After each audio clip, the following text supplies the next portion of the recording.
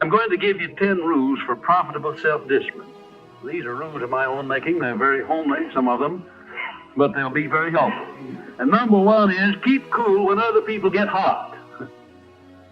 I know you can agree with that one, but I'm not so sure that you'll always live up to it.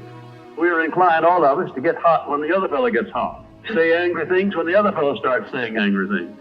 I was in the home of the president of a big electric power company one evening when there came a storm, and he called up one of his head men to go out to take care of an emergency that happened as a result of that storm.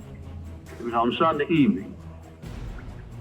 The man was gone about 2 hours, and when he came back, he came up on the front porch of the home of this man and called him out on the porch, and I never heard a man get such a tongue lashing in all my life as this president of the electric power company gets.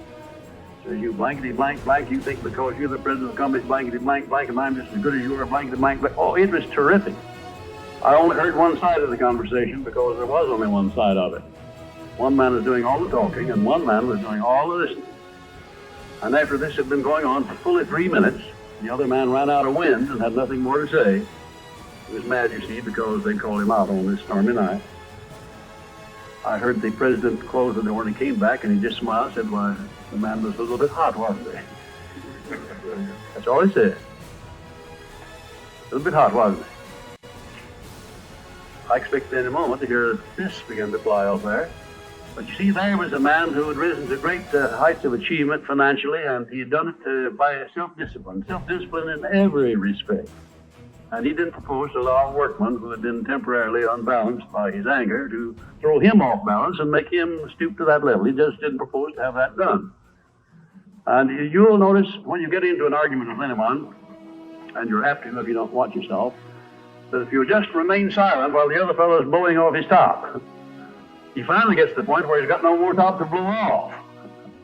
Then if you want to get in a few words of your own, that's a mighty good place to do it. It's a mighty fine thing if the words that you get in are not the kind of words you've been hearing. In other words, if you say something back kind in return, it's far better for the other fellow and far better for you. It shows you to be the bigger of the two persons. Now, anybody can get mad and blow his top because of what somebody does or says, and that's happening all the time. But the truly big man, the man who is in charge of himself, he doesn't allow anybody to draw him down to that level of a street brawl or of an argument in harsh words unless he wants to do it. And if he's truly a big man, he doesn't want to do it. Number two, remember there are 3 sides to all arguments. We ordinarily think there are 2 sides to all arguments, but they're not, the 3. There's your side, there's the other fellow's side, and then there's the right side, which is usually about in the middle of the 2 viewpoints. Remember that when you get into an argument with the other fellow. Don't assume that he's always at fault. Maybe you're partly at fault too. Maybe neither one is totally at fault. The chances are, in all of the arguments I've ever heard, both parties were partly to blame in one way or another.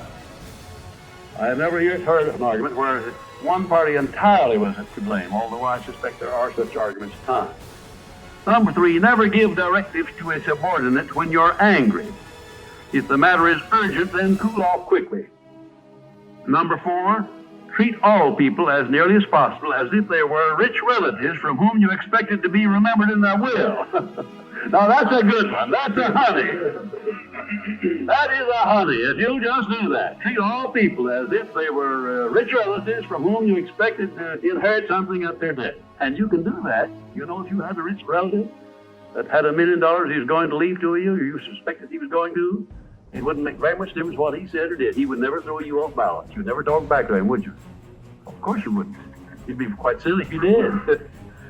Keeping quiet for $1 million seems to me to be a very easy price to pay.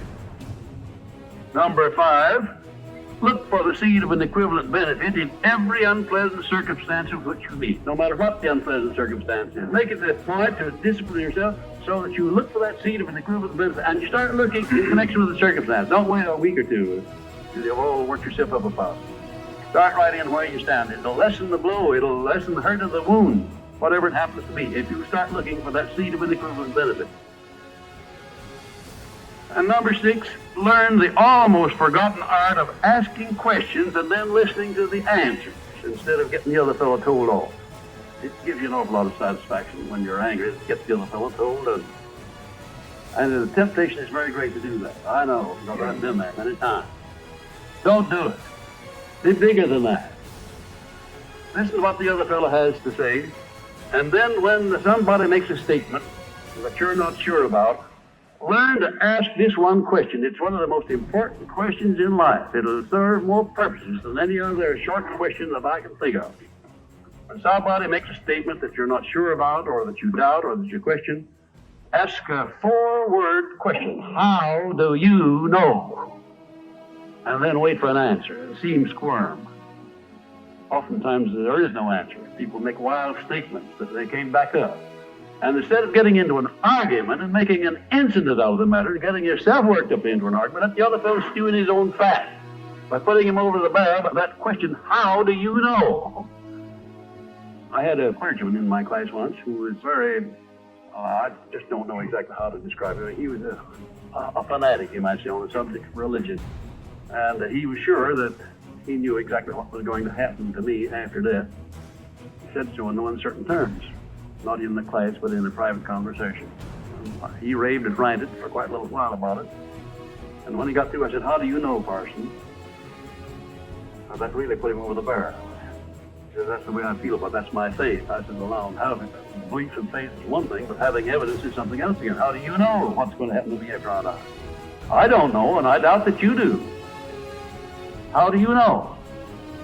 Well, he never did give me a satisfactory answer. There are a lot of questions that come up in life in connection with which if you ask that one thing, how do you know, you'll find that the other fellow will be off balance, and you don't need to make an incident out of what he says. You don't need to get mad at what he says.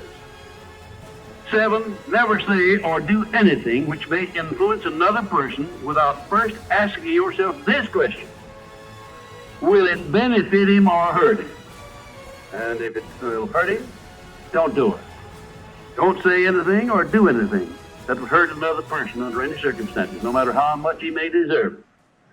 Exercise self-discipline. Don't do that, because if you hurt another man, you're going to hurt yourself 10 times as much at least.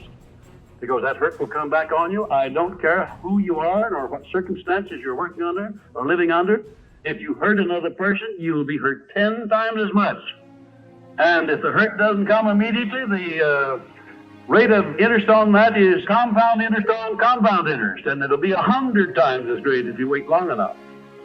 Because everything that you do to or for another person, you do to or for yourself. There is no escape from that. That's just as much a law as the law of gravitation, which everyone understands. You know that if you stepped off the top of this building, no matter what your mind was or what your belief happened to be, if you stepped over the top of this building and violated the law of gravitation, that you hit the ground and you die in a very few seconds. And this law, which brings you back that which you sent out, is just as inevitable, just as inexorable as the law of gravitation or any other of nature's laws. Number 8, learn the difference between friendly analysis and unfriendly criticism. Then decide which you wish to live by in your relations with others. Now, friendly analysis is one thing and is welcomed by most sensible people. I don't object to friendly analysis of anything that I do, even though it's very unfavorable. If it's friendly analysis, I like it, because I can improve by it. But if it's unfriendly criticism, very obviously unfriendly criticism, not analysis, well, then I resent it. I wouldn't be human if I didn't. How can I tell whether it's friendly analysis or unfriendly criticism? How would you go about telling? A lot of ways you can tell. You can tell by your relationship to the person who's making it, whether it's friendly or unfriendly to begin with. If it's an enemy, obviously I discount it right off the bat, because you almost know it's going to be unfriendly criticism. I can tell also by the tone of voice in which he does it, by the manner in which he does it.